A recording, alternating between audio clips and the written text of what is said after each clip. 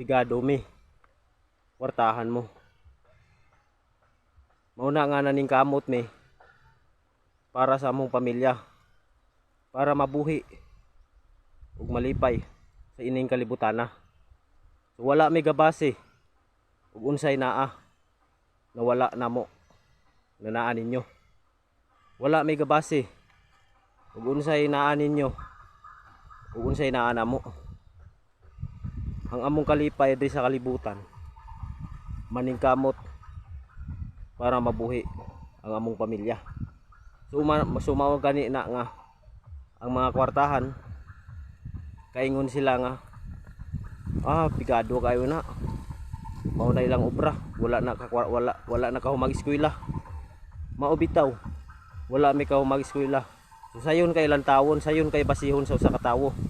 Gaog makita og mauning obra, mauning sitwasyon sa usa ka tawo nga mag-uuma. So sayon kay ilang taon sa mga kwartahan nga pigado mi. Walay kinahulay katapusan sa pag-aaral. So mo na no. Ug unsa may naaron sa syudad no. Mga utanon, tanan nga mga kuan, tanan nga mga gikan sa probinsya, sa bukid. Di ba? Kamo tanan ang nakapakinabang. Ug walang mga mag-uuma, walang mahihirap, wala kayong makakain. Siyempre, katulad ng mga gulay, humay, at saka mais. Yan, kung walang mga mahihirap, anong kakainin nyo? Di ba wala? Mauna nga lisod kayo.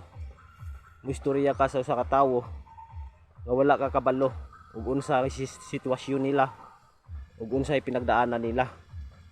So, gaistorya ra ka nga wala kay animo. Wala nimo gigamit imong alam ug imong pagkakwartahan. Ang imong kwarta gigamit nimo sa yabang nga wala sa paraan. Mao na real talk nako. Maayo og ma-share ninyo tong video na ito. Appreciate. Maraming salamat mga idol.